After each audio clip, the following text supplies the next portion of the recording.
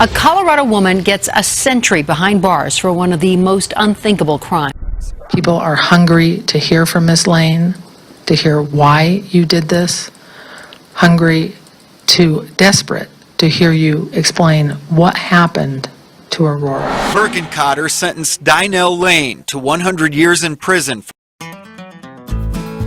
중고 거래를 하려던 이 여성, 대체 무슨 일이 있었던 것일까요? 미국 콜로라도에 살고 있는 다니엘 레이는 2015년 당시 34살의 나이로 아들을 임신 중이었습니다. 그녀는 전 남편과 두 딸을 낳았는데 딸들은 이미 10대가 되었습니다. 그러니까 막내인 이 뱃속의 아들과는 터울이 꽤 큰 상태였습니다. 지금 그녀와 함께 살고 있는 남자친구 데이빗은 임신 소식을 알고 너무 기뻐했습니다. 하지만 그는 그녀의 임신 사실을 점점 의심하기 시작했습니다. 남들은 10달이면 아기가 나오는데 자신의 여자친구는 14달째 임신 중이었던 것입니다. 그리고 그녀는 절대로 데이빗과 병원을 함께 가지 않았습니다. 그녀는 임신 과정이 진행됨에 따라 SNS에 자신의 신체 변화 사진을 올렸고 주변에서 많은 축하를 받았습니다. 그녀는 딸들과 남자친구에게 초음파 사진을 보여줬고 친구들은 축하하는 마음에 베이비 샤워 파티를 열어주기도 했습니다. 오늘 드디어 데이빗은 그녀에게 진짜 임신한 것이 맞냐며 몰아붙이기 시작했습니다. 확실한 증거를 가져오라고 아니면 그녀를 떠나겠다고 선언했습니다. 그녀는 이미 2번이나 이혼한 전적이 있었고 이번에는 이 남자친구를 놓치기 싫었습니다. 증거가 필요했습니다. 그녀는 미국에서 유명한 중고거래 사이트 크랙리스트에 접속했습니다. 아기 옷과 임산부 옷을 아주 싸게 판다는 글을 올렸고 26살 미셸 윌킨스라는 여자가 옷을 사고 싶다고 연락해 왔습니다. 다니엘은 D라는 아이디를 쓰고 있었고 미셸은 그렇게 2015년 3월 18일 D라는 여성의 집으로 왔습니다.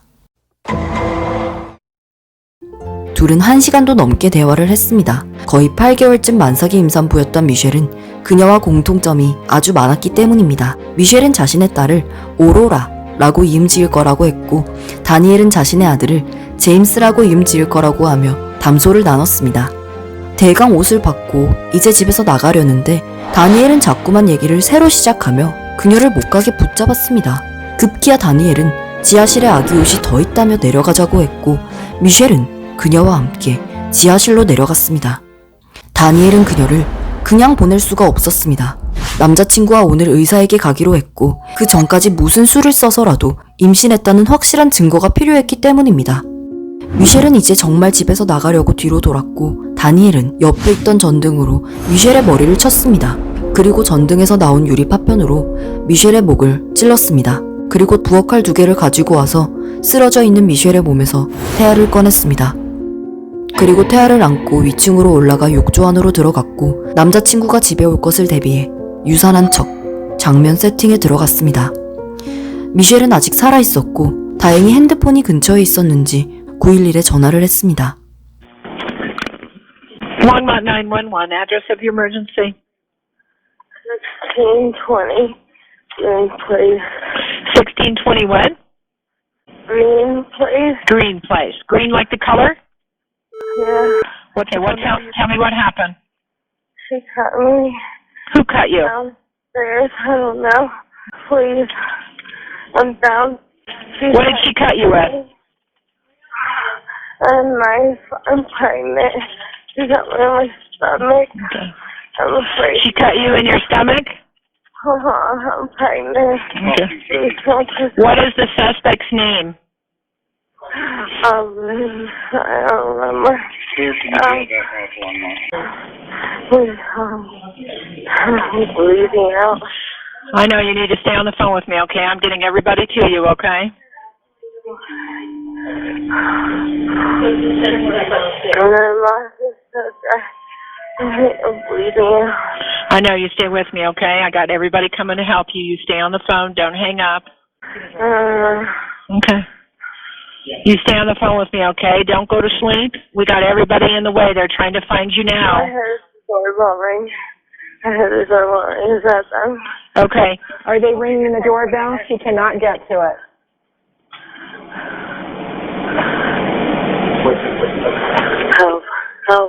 Okay, you hang with me. Don't hang up. Are they in the house yet? She's downstairs.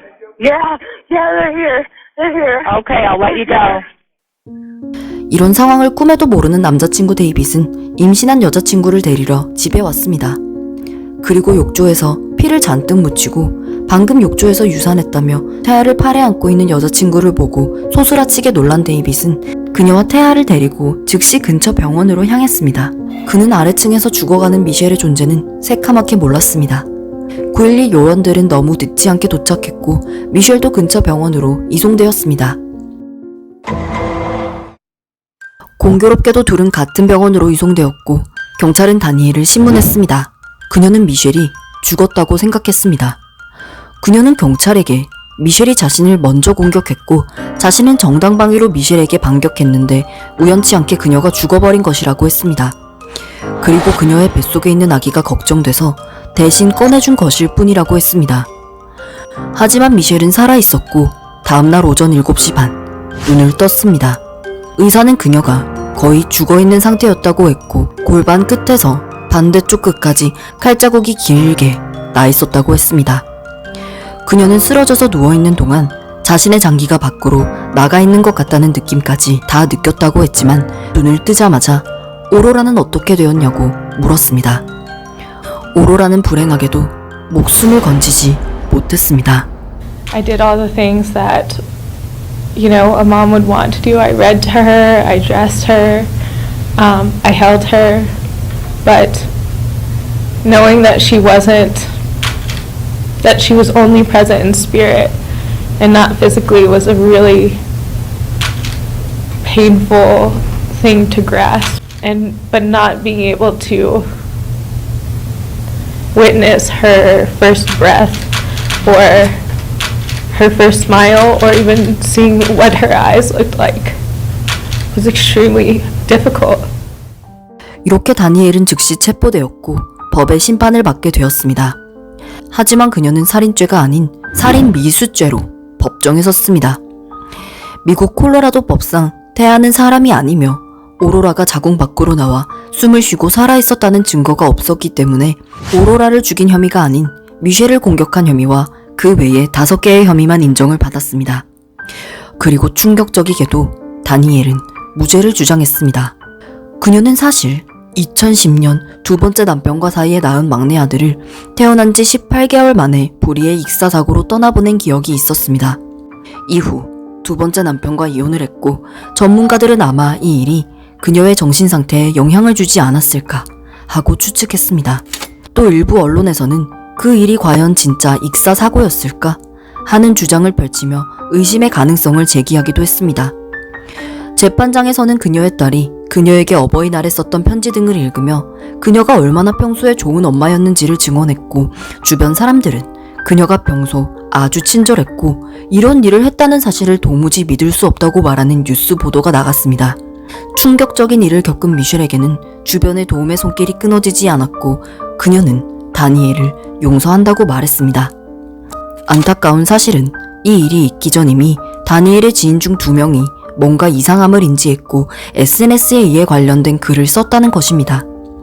특히 한 지인은 그녀에게 문제가 있어 보인다며 아기를 빼앗는 등의 위험한 행동을 할지 모르니 주변에 가지 말 것을 주변 사람들에게 경고하기도 했습니다. 이 글이 좀 더 널리 알려졌었다면 이런 비극을 막을 수 있었을까요? 다니엘은 결국 100년형을 선고받게 되어 다시는 세상의 빛을 보지 못하게 되었지만 미셸과 그녀의 남편이 겪은 비극은 치유하는데 너무도 긴 시간이 걸릴 것입니다. 아마 평생 치유되지 못할 수도 있을 것 같습니다. 사람은 왜 이렇게 잔인한 것일까요? 왜 인간은 다른 사람의 아픔을 자신의 아픔보다 먼저 보지는 못하는 것일까요? 미셸 부부와 세상의 아름다움을 보지 못하고 일찍 떠나야 했던 오로라의 상처가 조금이라도 치유될 수 있기를 바라며 오늘 영상 마치겠습니다. 부디 오로라가 진정으로 좋은 곳에 갔길 기원합니다. 이상 세상의 이야기를 전해드리는 친절한 조의 세상만사였습니다. 좋아요와 구독 부탁드립니다. 감사합니다.